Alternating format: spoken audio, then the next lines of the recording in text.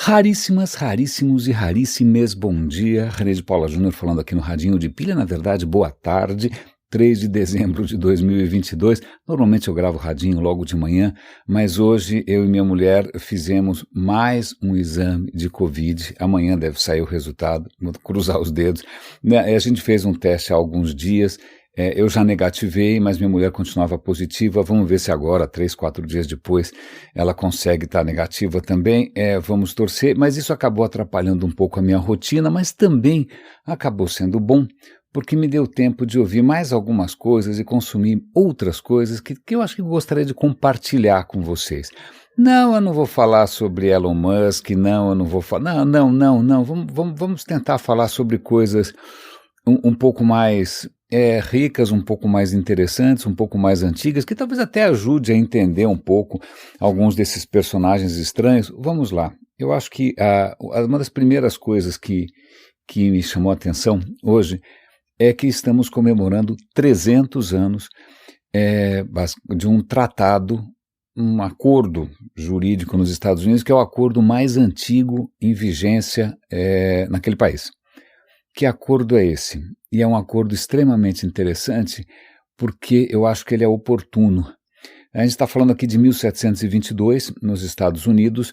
Você tem ali ainda várias tribos indígenas, vários povos originais. Muitas dessas tribos, inclusive, se articularam e fizeram grupos, fizeram coalizões, ou seja, mesmo culturas muito diferentes, arrumavam alguma maneira de se organizar e de se coordenar.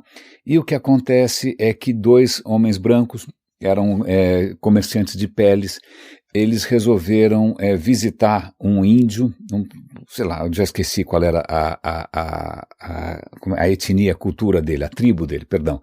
Foram visitar esse índio porque o cara tinha várias peles, eles iam negociar. Eu sei que alguma coisa saiu errada nessa negociação, que no fim eles acabaram espancando esse índio até a morte.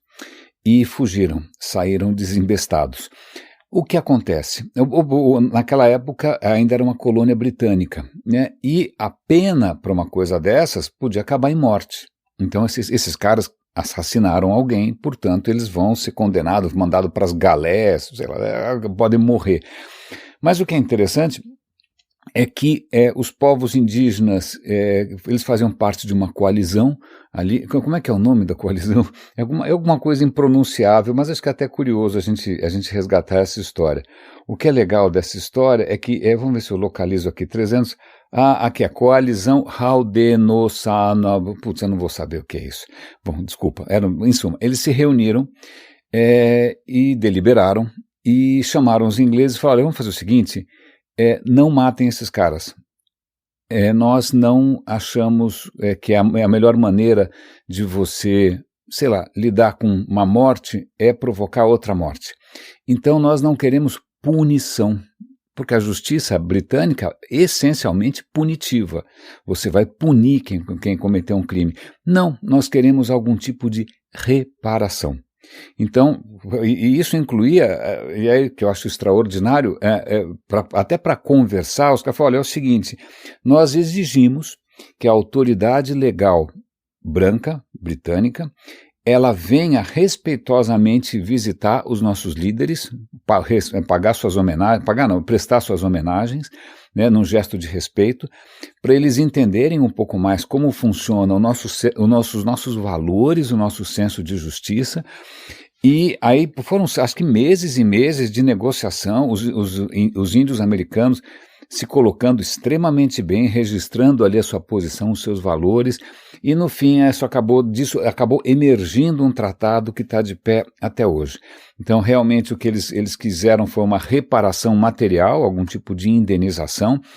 Soltem por favor esses caras, né, não vai adiantar nada, né, torturar ou matar esses caras, mas o que é muito interessante aqui é que nessas horas eu pergunto a vocês quem é o civilizado, né? Quem é o civilizado? Em inúmeras ocasiões eu já comentei de várias tradições indígenas. Aliás, eu até vou tentar encerrar o Radinho de hoje com uma dessas histórias que eu li uma vez, do Deganauída, que acho que ela pode ser uma boa maneira da gente costurar isso daqui, porque convenhamos, né, existem povos com tradições bastante diversas, né. Eu tentei esses dias assistir um seriado, eu não sou muito fã de seriado, de série na Netflix, e tinha uma série que era baseada na mitologia nórdica. Eu falei, puxa, por que não dar uma olhada na mitologia nórdica, não é? No fim, o seriado é chatíssimo, chama Ragnarok. Tem lá deuses gigantes, e aí tem algumas coisas meio perturbadoras, alguém ali ouvindo Wagner, toda vez que alguém está ouvindo Wagner, isso me faz lembrar uma cena de um filme do Woody Allen, divertidíssimo, em que a mulher quer levar o Woody Allen para ouvir uma ópera, ela consegue convencê-lo a ouvir uma ópera de Wagner, mas ele sai no meio e fala, toda vez que eu ouço Wagner, eu quero invadir a Polônia, que é uma leve humor judaico, lembrando que grandes fãs do Wagner eram nazistas, e vale lembrar, a Segunda Guerra Mundial começou com a invasão da Polônia, né? Aliás, fica aqui um parêntese, eu tenho uma dificuldade simplesmente descomunal para entender nazistas no Brasil. Isso para mim é uma das coisas mais perturbadoras. Então teve agora esses ataques, esses atentados, esses assassinatos, esses massacres, aí o cara usa uma suástica, e eu fico me perguntando se o tipo é ariano, né? Ele, por exemplo, ele é descendente de alguma raça nórdica, né? Para impor a sua vontade assim dessa maneira, ele faz parte de alguma supremacia. Porque, desculpa, quem é branco aqui? Eu não, né? Eu sei que tudo isso é muito relativo, né? Talvez aqui você se sinta branco comparado, andando pela rua, se sinta um branco, mas vai você para um país vai para um país nórdico para você ver que você não vai ser necessariamente tratado como branco. Então, para mim é extremamente intrigante ver como que alguém aqui, né, mestiço por natureza, cercado de uma diversidade cultural e étnica incrível, o cara vai se encantar com uma herança tão completamente diferente, e aí eu vou chegar até isso talvez até ajude a costurar aqui algumas coisas, porque heranças são muito diversas. Eu comentei aqui do Ragnarok, dessa mitologia nórdica, que é estranhíssima, né, que você tem, imagina, isso inspirou os vikings, qualquer coisa que inspire os vikings não pode ser muito bom, né? Inclusive aquela história de que os guerreiros mais valorosos no campo de batalha, a sua alma vai ser levada pelas valquírias, né, para eles lutarem, imagina, perdão, engasguei, as valquírias vão levá-los para lutar ao lado de nem sei quem mais, não sei se é Odin, não sei quem, na batalha final. Então a ideia do paraíso dos caras é continuar lutando,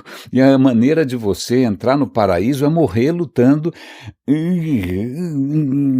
Ok, isso é muito, muito curioso. Eu vou pegar uma carona com isso então, já que a gente está aqui, acabei de ouvir agora de manhã um episódio do In Our Time, que eu adoro, estou sempre confessando aqui a minha admiração.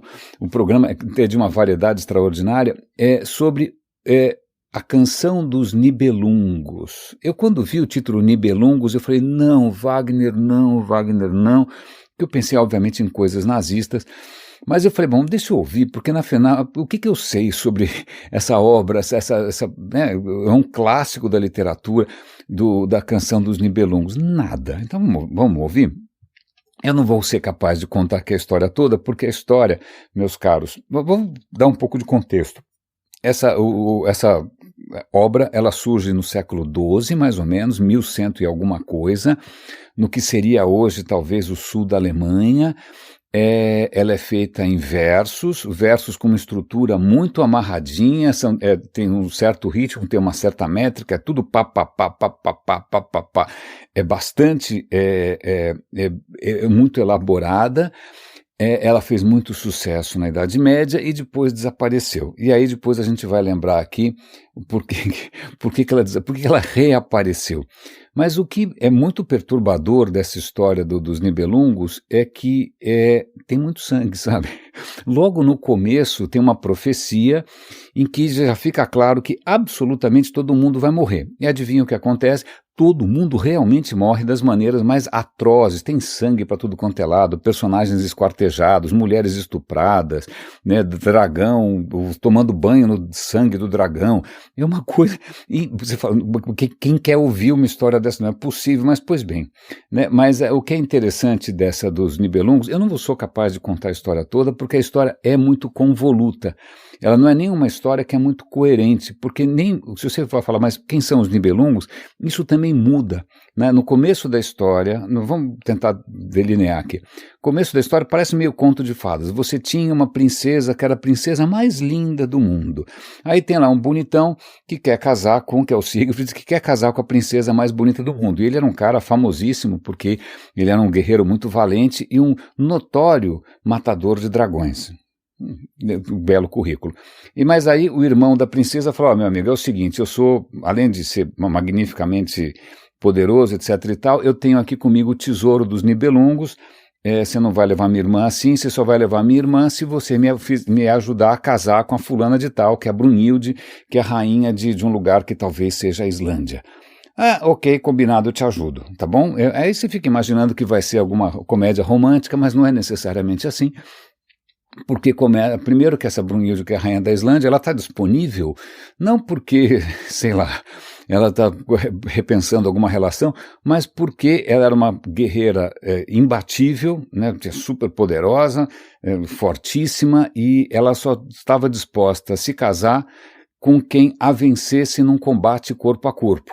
E caso você tivesse interessado, né, afinal, vamos lá, quem sabe eu tenho alguma chance. Caso você perdesse, como muitos perderam, você perdia a cabeça. Então é um bom jeito de você continuar solteira, né, você ameaçar os pretendentes que eles vão perder a cabeça. Ok, se bem que algumas pessoas não vão sentir falta, mas de qualquer maneira, vamos lá. Mas aí o que acontece, o Siegfried vai tentar ajudar ele, né, nessa empreitada de casar com essa princesa, mas para isso ele usa de fins, digamos, espúrios, ele vai usar um manto da invisibilidade, bom, isso tem um monte de coisas mágicas aí no meio, tá bom?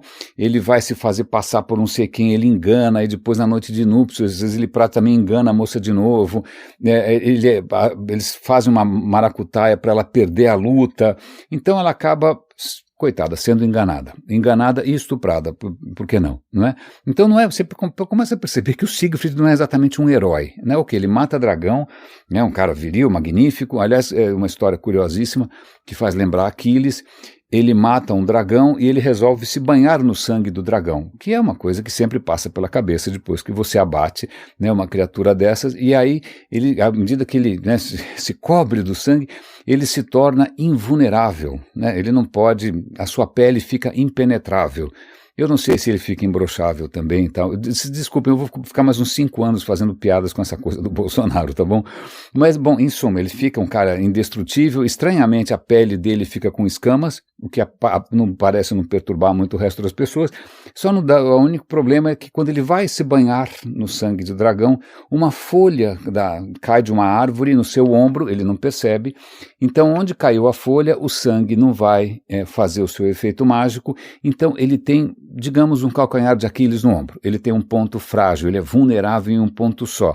Em princípio, ninguém sabe, exceto um cara que viu e vai usar isso e vai trair, pronto, e o Siegfried morre porque alguém traiu. Qual é o segredo da vulnerabilidade do Siegfried? E é tudo uma confusão. Bom, a história, eu não vou contar tudo, porque é uma matança para tudo quanto é lado, todo mundo morre, todo mundo trai todo mundo, é uma mentiraiada.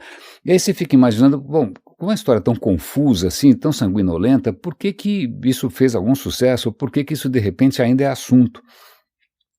Vamos lá, a questão o sucesso naquele momento talvez seja representativo de um momento de transição. Né, você, quando isso era lido, porque imagina, nem todo mundo lia, certo? Então, aquilo muitas vezes era encenado. Então, quando ia lá um bardo, sei lá o que for, um artista, ia lá contar esse poema para uma corte, para príncipes e tal, o formato dessa história era um formato um pouco arcaico, soava como se fosse, sei lá, como se você estivesse lendo Camões, né? Como se o inglês estivesse lendo Shakespeare.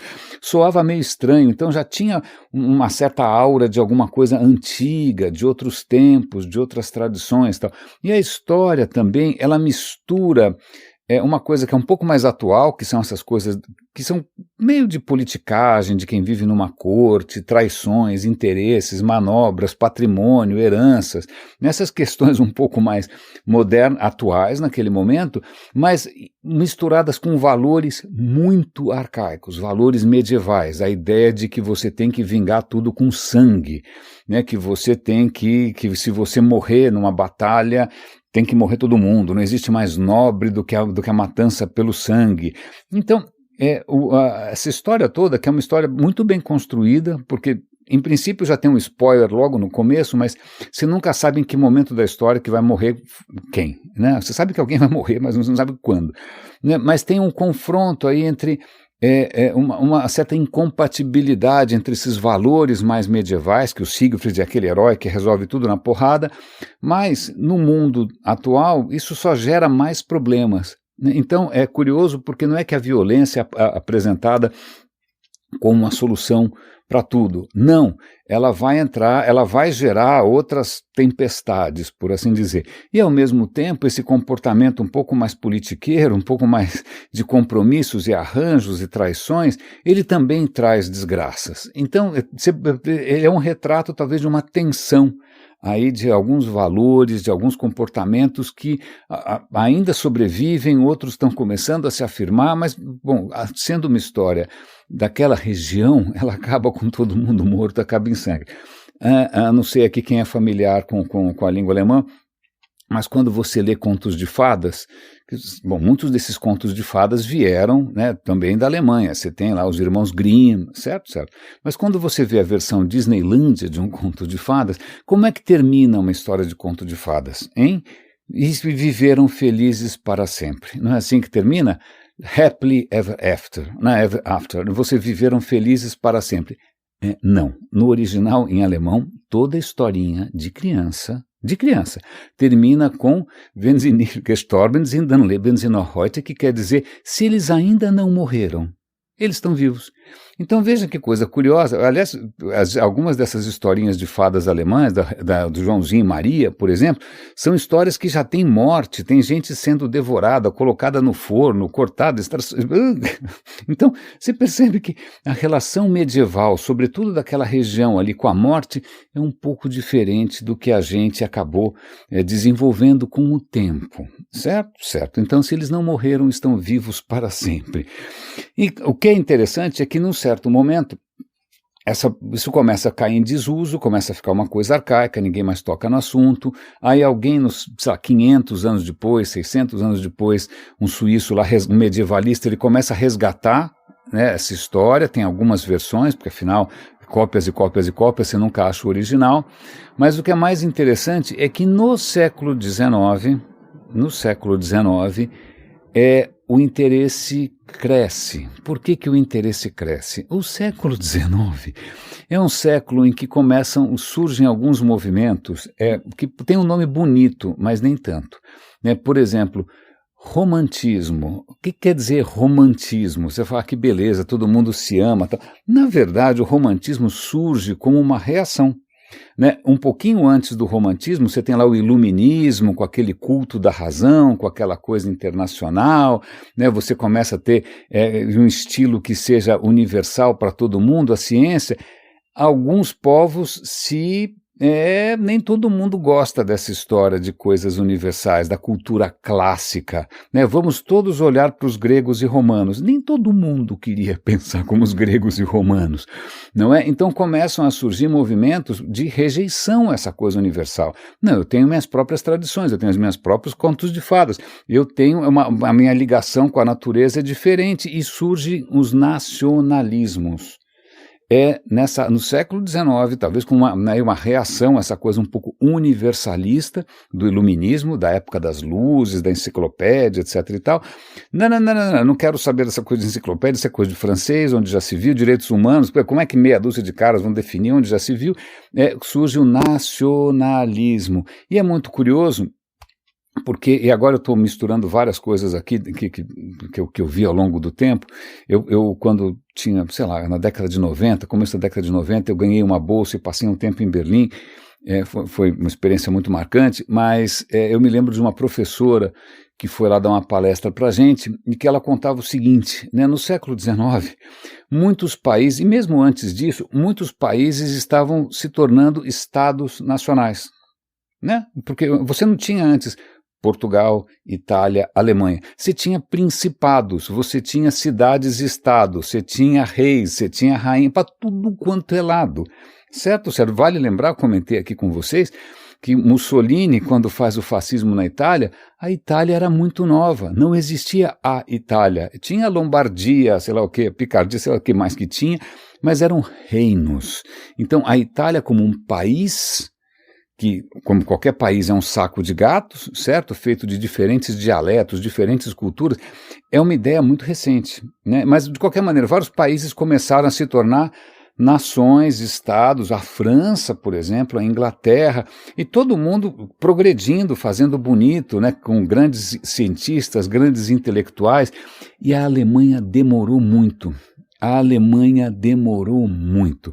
Estava todo mundo bombando e os alemães não conseguiam fazer nada que prestasse, ou que eles tinham um artista ou outro, um poeta ou outro, sei lá, tem um músico ou outro, mas cadê a coisa? Eles não podiam falar em nome de uma nação, porque não tinha a Alemanha. Você tinha, sei lá, cidades-estados, você tinha a Bavária, você tinha não sei o quê. Aquilo era uma coisa de retalhos, era um quebra-cabeças. A Alemanha demorou muito para conseguir se unificar. É um dos últimos países a se unificar. Mas o que acontece? Talvez por uma questão de autoestima, para não se sentir inferiorizado perante os outros povos, que, né, com quem já tinham tido guerras sem parar, né? Bom, já que eu não posso me orgulhar da minha nacionalidade, já que eu não posso bater no peito e dizer que eu sou um patriota brasileiro, ou seja o que for, se eu não tenho uma nacionalidade, do que eu vou ter orgulho? E aí surge a questão da raça. Talvez esse culto germânico à raça seja uma compensação pelo fato deles não olharem em volta e perceberem que eles ainda estão presos no esquema medieval. Então vem no século XIX, aí vamos voltar para os Nibelungos. Vamos agora tentar criar uma mitologia germânica. Todos nós falamos alemão, não importa se você está na cidade-estado de Hamburgo ou se você está não sei aonde, né? Então, nós somos unidos por esse passado mítico. E é aí que nessa história eles descobrem os Nibelungos e os Nibelungos passam a ser vistos como se fosse a Ilíada, né? A Ilíada alemã, né? Pronto, está aqui o que nos costura esse passado. Só que, convenhamos, como eu falei para vocês, a história, primeiro que é uma sanguinolência, segundo que, bom, você vai ter que escolher aí, o que é legal, né? Essa pancadaria medieval ou, de repente, essa sofisticação que não é tão viril assim, né, da corte. Bom, pois bem, obviamente escolheram as coisas mais toscas, vem Wagner, né? Wagner, quando faz a ópera lá, O Anel dos Nibelungos, vale lembrar que os Nibelungos muitas vezes são representados de uma maneira depreciativa, como se fosse uma outra raça inferior. Na obra do Wagner, se você olha e fala, será que ele está querendo ser antissemita aqui? Será que ele está querendo colocar a culpa nos judeus? Adivinha como é que Hitler interpretou, né? Olha aqui a nossa nobre raça alemã sendo, veja, o Siegfried morre por uma facada nas costas, né? Ele morre por uma flechada, facada, sei lá, uma lança, alguma coisa dessa, né? Ele é penetrado pelas costas, e essa coisa da traição por uma raça inferior é como, inclusive, Hitler justifica como é que a raça superior alemã perdeu a Primeira Guerra. Ela só perdeu a Primeira Guerra, que, aliás, ela foi uma das que quem começou essa baboseira toda. Um dos discursos para os alemães assimilarem a derrota foi que eles foram traídos, que eles foram apunhalados pelas costas. E eles foram apunhalados pelas costas, adivinha por quem? Na cabeça deles pelos judeus. Então vem um discurso de ressentimento que se apoia também na questão dos Nibelungos. Se você tem várias versões em cima dos Nibelungos, tem a ópera do Wagner, tem um filme do Fritz Lang, né? Aí presta atenção se de repente, por acaso, né, as pessoas que não são legais ou que são as mais traiçoeiras, elas têm uma cara assim, digamos, do Oriente Médio, né? Mais ou menos como os games americanos em que todo mundo tem cara de terrorista árabe. Pois bem, então veja só, uma coisa escrita no século XI, né, justamente, XI, XII, justamente para tentar trazer à tona um certo embate entre valores muito antigos daquela região, medievais, com coisas relativamente novas. Isso acaba sendo apropriado num discurso nacionalista no século XIX, porque é um país que precisa inventar uma identidade que não existe. Aliás, se tem alguma coisa que foi, na minha modesta opinião, uma péssima ideia, foi essa invenção dos países. País é uma ficção, sempre é. Ele sempre vai depender de alguma história mirabolante, de Copa do Mundo, né? Sempre vai depender dessas coisas malucas para tentar forjar uma unidade que não existe, né? Pois bem, então os Nibelungos até hoje, então eu fico imaginando se esses caras que vão numa escola aqui, não sei aonde, no Brasil, e vão matar a tiros as pessoas, com quem que eles se identificam? Com o Siegfried?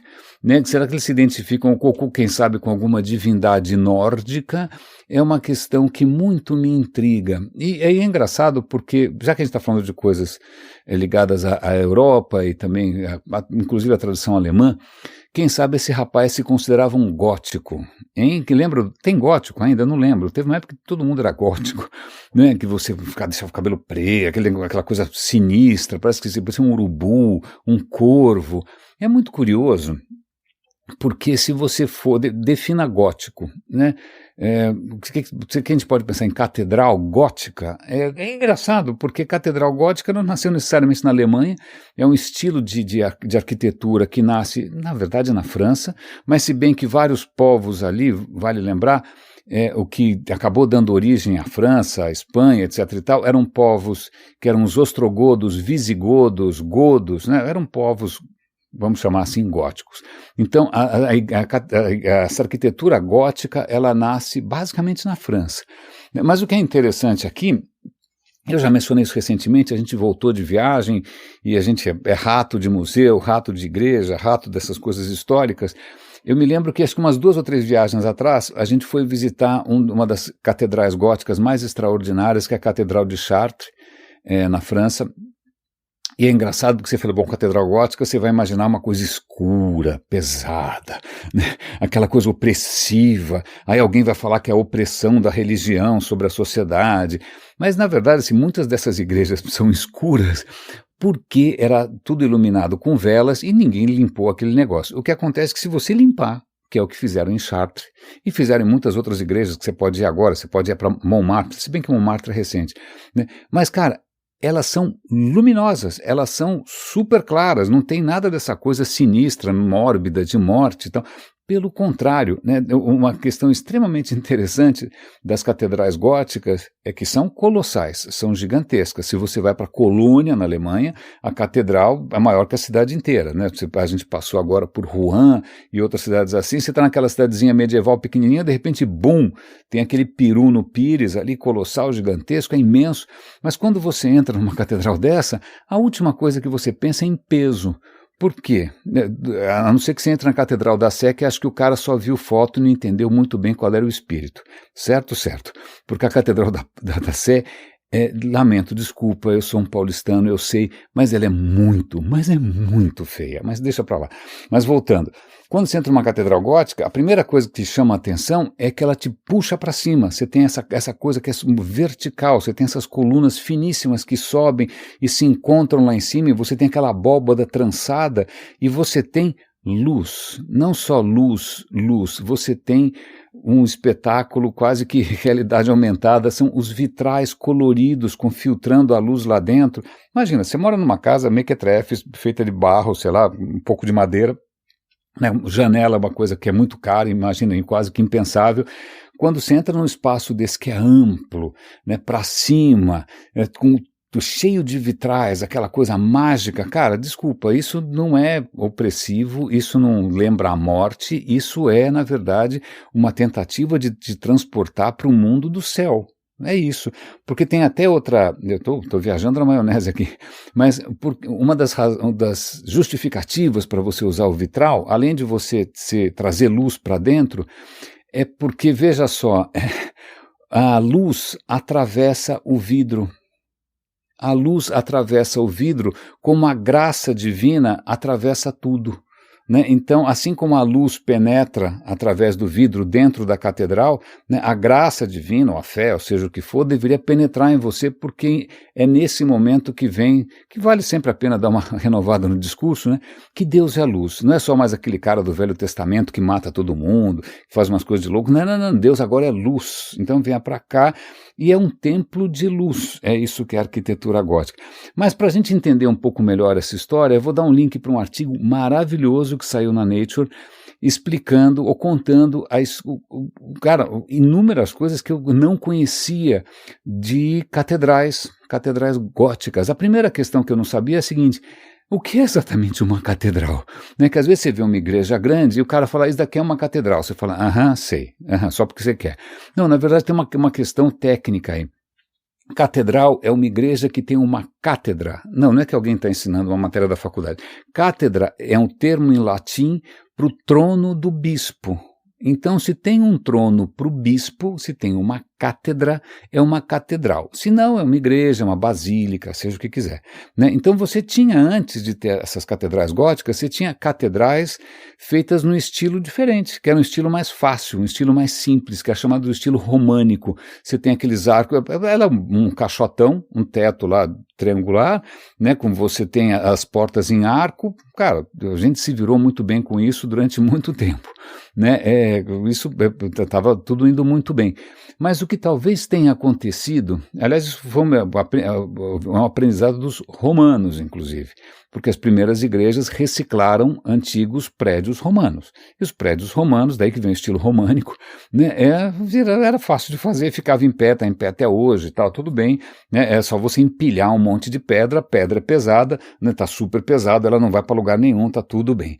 Né, mas o que acontece, e talvez agora sou eu falando aqui, talvez o fato da Europa começar a entrar em contato com a questão oriental, com a questão, né, tu começa a visitar ali Jerusalém, você tem as cruzadas, né, você começa a perceber que eles têm algumas invenções em termos de arquitetura, que é, por exemplo, as coisas em ogiva, né, aquelas coisas pontudinhas, os arcos em ogivas que fazem construções mais altas.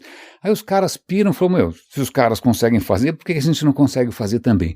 E aí começa um período muito inventivo, né, para você começar a construir de uma outra maneira, e tem várias invenções que acontecem. Primeiro essa questão das ogivas, depois um lance que é o seguinte, ok, né? Se você começar a empilhar pedra, empilhar, tem uma hora que começa a ficar pesado demais, ela começa a ficar instável, certo? Como é que eu faço para de repente empilhar mais alto sem que ela desmorone? Então começam algumas invenções em termos de engenharia, que é você, em português chama arco-butante, você coloca do lado de fora da parede umas estruturas, uns apoios para a parede continuar subindo. Então não é que a parede se sustenta por si só, ela passa a ser sustentada por outros apoios externos. Por isso que quando você vê algumas catedrais, você vê do lado de fora, parece as costelas de um peru, né? Você vê umas costelas segurando, aquilo é para segurar as paredes, elas poderem subir mais alto. E o que é interessante, se o que está segurando a parede são coisas externas, então isso permite que você abra janelas. Se você, né, porque a parede não precisa ser tão mais robusta assim, porque ela está sendo segurada. Então você consegue abrir aquelas janelas gigantes e consegue fazer os vitrais. Então são invenções, né? As paredes conseguem se tornar mais transparentes, mais leves, você consegue construir mais alto. Mas aí vem a outra questão, que é a seguinte: quem faz uma catedral? Por que alguém faz uma catedral? A opressão da igreja, mais ou menos, porque... Bom, por que você vai fazer um templo daquele tamanho tão espetacular? Em primeiro lugar, tem várias questões, lógico, né? Tem vaidade, mas também tem interesses econômicos, porque se você vira um centro de peregrinação, isso, a cidade inteira se beneficia. A questão da peregrinação é uma questão antiquíssima, a Idade Média inteira todo mundo fica andando para lá e para cá no caminho de Santiago de Compostela, e assim vai. Então, se a gente fizer um negócio desses, isso não só é como eles dizem, uma atração, como isso também fala da nossa cidade, como a nossa cidade é poderosa, como os nossos cidadãos são ricos, né? Então tem uma questão, obviamente, de orgulho, né? Tem uma questão aí de você, e tem uma questão que é interessante, porque Uma catedral envolve uma cidade inteira. A cidade inteira participa ao longo de gerações. Porque você não faz uma catedral em 3, 4, 5 anos. Às vezes demora 100 anos. Né? Tem catedral, acho que é de Colônia, que tem umas torres altíssimas. Aquelas torres altíssimas demoraram 600 anos para acabar. Né? Se você for para Barcelona, que tem a Sagrada Família, que foi super recente a Sagrada Família, do maluco do Gaudí, não acaba nunca, demora muito, então são gerações e gerações. Mas o que é mais interessante, que para aquilo acontecer, você tem que montar, primeiro, você tem que juntar equipes, né? Você tem equipes de escultores, equipes de pedreiro, equipes de gente que faz vitral, e você tem que ter uma hierarquia, você tem o primus inter pares, que é o cara que vai mandar na sua própria equipe, você tem que ter um gerente de projeto, a cidade inteira se mobiliza, você tem que acomodar essas pessoas, você tem que ter ali um lugar para você forjar as ferramentas que você vai usar, as pedras têm que vir de algum lugar, e tem inclusive algumas inovações que acabaram beneficiando todo mundo. Né? Uma das inovações dessa época é a grua. Você tem algum tipo de máquina que é praticamente um guindaste que você vai tirar as coisas, por exemplo, as pedras podem estar vindo por barco. Né? Então como é que você tira as pedras do barco? Você pode ter uma grua que pega essa pedra aqui, levanta, gira, uma grua giratória e coloca em outro lugar. A hora que uma cidade construiu uma grua giratória para construir uma catedral, isso fica lá, e isso vai acabar facilitando o comércio e a indústria local. Né? Então, veja, o que eu achei muito legal que vale a pena ler o artigo, está super bem ilustrado, inclusive porque você tem iluminuras e ilustrações medievais mostrando isso, como é que o cara quebrava a pedra, como é que o cara fazia não sei o que lá, como é que o cara fazia... É um esforço de um povo inteiro, o povo inteiro está traduzido ali. É engraçado porque eu tinha uma outra percepção, que você fala, quando a gente fica só tentando enxergar a Europa pelo que sobrou em termos de arquitetura de pedra, porque, coitadas, as pessoas comuns, a casa delas desaparecia, né? Sobravam só esses símbolos da sei lá do quê, das classes dominantes. Mas, cara, aquilo era um projeto coletivo, estava todo mundo envolvido, todo mundo pôs a mão naquilo. Né? Eu acho essa história extremamente interessante, vale a pena olhar, acho que você nunca mais vai ver, talvez agora você se empolgue um pouco mais quando você for viajar, incluir algumas dessas catedrais no seu roteiro, seja a Catedral de Colônia, Notre Dame de Paris, a Catedral de Rouen, a Catedral de Chartres, você tem ali todo um roteiro para entender como isso evolui, isso começa mais ou menos ali 1200 e pouco, 1300 e pouco, um pouquinho de mais ou menos nessa mesma época que a gente tem essa história dos Nibelungos. Interessante porque se você for para a Itália, você não vai encontrar isso. Porque a Itália, primeiro, a tradição romana era mais forte e também, rapidamente, a Itália, com o Renascimento, ela começa a se interessar mais pela cultura clássica. Então ela não está tão interessada assim nessa coisa toda. E aí, da onde que vem a questão gótica? Essa questão sei lá, as coisas são transitórias, a morte vence. Talvez porque, né, quando surge o protestantismo na Europa, você tem uma série de guerras religiosas medonhas, e isso é uma das maneiras que, sei lá, isso acabou evoluindo, foi que, por exemplo, protestantes destruírem igrejas católicas, ou destruírem templos católicos, ou destruírem esculturas, destruírem obras. Isso aconteceu também na Revolução Francesa. Na Revolução Francesa que você tem todo aquele projeto de, né, um governo racional, que vamos enforcar os padres e tal. Cara, destruíram um monte de igreja. Né? Você tem, onde mais? Cara, tem um monte de coisa que aconteceu que não foi necessariamente benéfico para a preservação dessas estruturas. Mesmo na Inglaterra, né, quando você tem o rompimento, você tem a igreja anglicana, você também tem um movimento maluco de destruição de patrimônio. Então, para quem está no século XIX, de repente ele vai ver o legado gótico, ele está aos pedaços, está coberto de ervas daninhas, com corvos em cima, tem uma coisa realmente meio tétrica, mas isso é ignorância, né? Aquilo foi só o triste fim de alguma coisa que nasceu como realmente um templo de luz. Eu achei essa história legal, eu estava com um certo receio de que hoje não tivesse muita coisa interessante para contar, mas acho que isso é uma boa maneira da gente resgatar um pouco a história de todos nós, e algumas histórias que curiosamente a gente se apropria, não sei exatamente porquê, né? E já que eu contei essa história dos índios, que é extremamente interessante, que eu acho, desse tratado, mostrando que, né, você pode ter aí uma tradição gótica ou europeia de matança, da honra pelo sangue, ou seja lá o que for, você pode ter outras maneiras de você encarar as coisas, né? E muitas vezes os povos originais, que sempre foram chamados de selvagens, de bárbaros, né, de sub-humanos, eles podem ter lições muito interessantes para todos nós. Vou só comentar uma coisa rápida aqui, já que a gente está falando de aniversários. São 50 anos, 50 não, 70 anos, 70 anos do que foi chamado de Killer Fog, Killer Smog, na verdade, ou Killer Fog. Vamos lá, 1952, Inglaterra. O que acontece é que nessa época, dezembro, já é inverno, né? As pessoas têm que aquecer suas casas. E como é que você aquecia suas casas naquele momento? Você aquecia com carvão. Carvão. E por conta da Segunda Guerra Mundial, ninguém tinha muita grana para usar carvão decente, vai usar um carvão de segunda qualidade, vai queimar coisas que não devia queimar, vai queimar lenha. Moral da história, a cidade está entrando no inverno, as pessoas começando a tentar aquecer as suas casas, mais ou menos o que está acontecendo agora na Ucrânia, né, que a Rússia, de uma maneira genocida, sabotou todo o esquema de energia de todo mundo da Europa. Então você tem, a gente esteve agora recentemente, né, viajando, e você tem instruções, olha, não coloca o termostato acima de 19 graus, porque o inverno está chegando e não tem energia porque a Rússia está fazendo chantagem.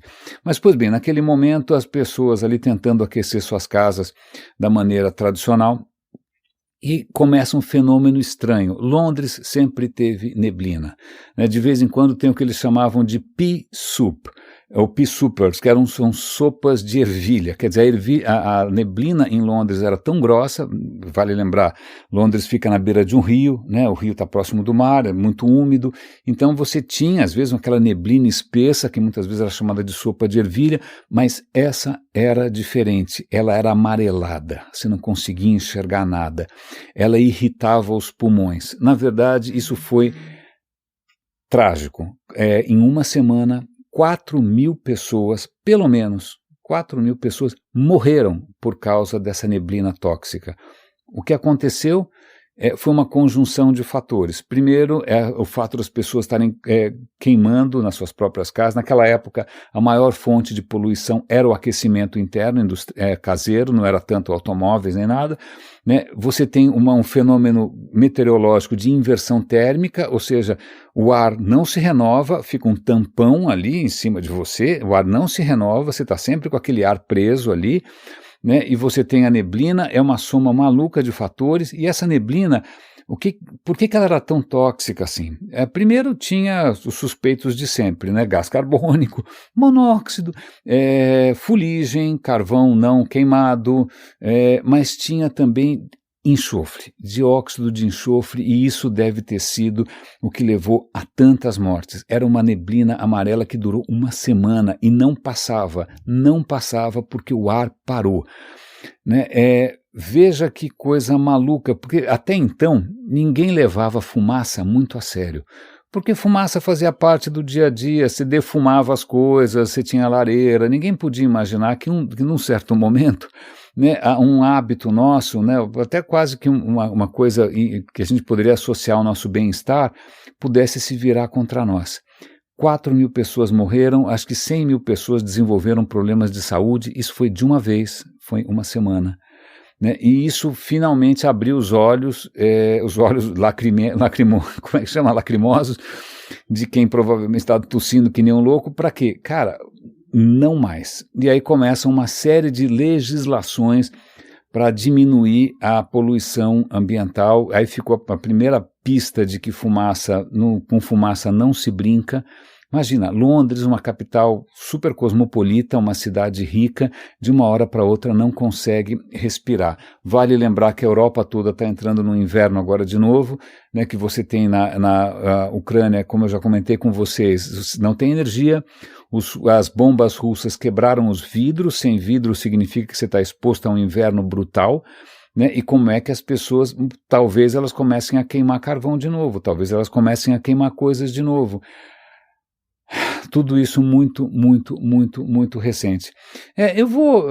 Hoje é sexta-feira, logo, logo tem o jogo da Copa. Eu vou aproveitar para, antes que comece de repente a confusão toda aqui no bairro, eu vou comentar meio de memória. Eu lembrei, deixa eu ver, Deganawida, que eu acho que era o nome do cara. A história é a seguinte: tô fazendo uma busca aqui, Deganawida, é isso? Deganawida, achei, grande pacificador. Ok, tá bom.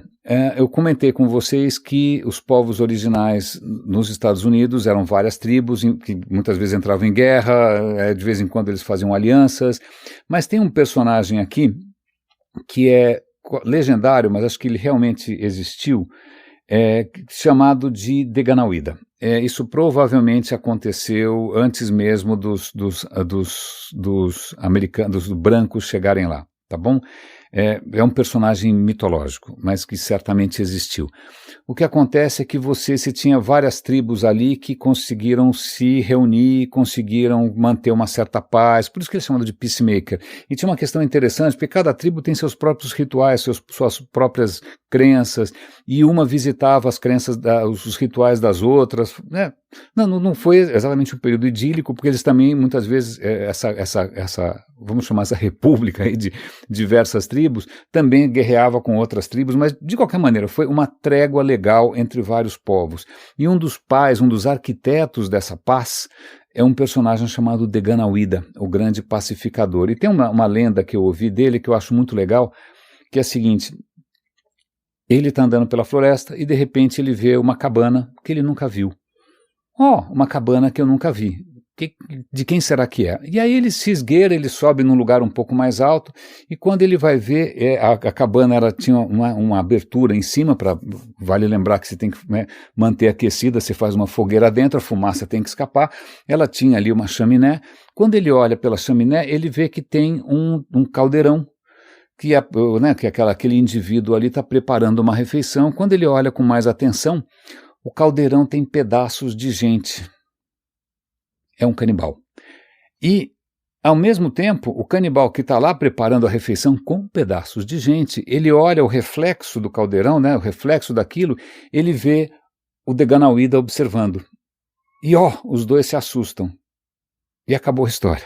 Não quer dizer que índio é muito ruim para contar história, que não tem começo, nem meio, nem fim. Não, na questão, eu acho que é mais profunda. A questão aqui é a seguinte: por que o canibal se espantou quando ele viu o Deganawida? Porque ele olhou para o Deganawida e falou: nossa, eu posso ser assim e não sou. Eu poderia ser uma pessoa mais civilizada, uma pessoa mais sensata, uma pessoa mas eu não sou. E ele se assusta. E, ao mesmo tempo, o Deganawida se assusta porque ele olha para o que o canibal está fazendo, ele fala: se eu vacilar, eu posso regredir para esse estado. Então os dois percebem, que acho que isso é extremamente interessante, os dois percebem a condição humana, né?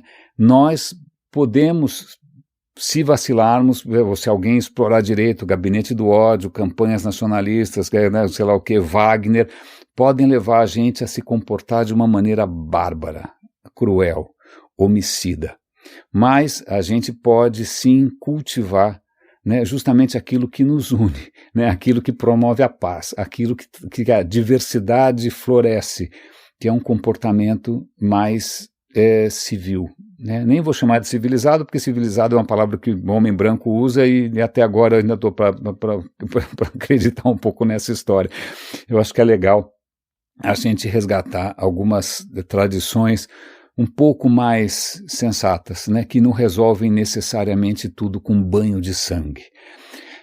Raríssimas, raríssimos e raríssimes. Bom, falando em nacionalismos, né, e falando em construções megalomaníacas para atrair a atenção e o tráfego de muita gente, temos em breve a Copa do Mundo, né, eu vou me esconder embaixo da cama, que é o que eu sempre faço. Chegou finalmente, eu tinha comprado na Amazon um protetor auricular que consegue diminuir o ruído externo em 35 decibéis, eu fico muito feliz, né, eu vou esquecer desses barulhos que para mim sempre lembram, parecem que a gente está cercado por uma tribo de canibais, né, eu vou tentar aqui manter a minha serenidade, torcendo aqui para que amanhã o resultado saia negativo para minha mulher, a gente possa retomar um pouco a nossa vida mais normal.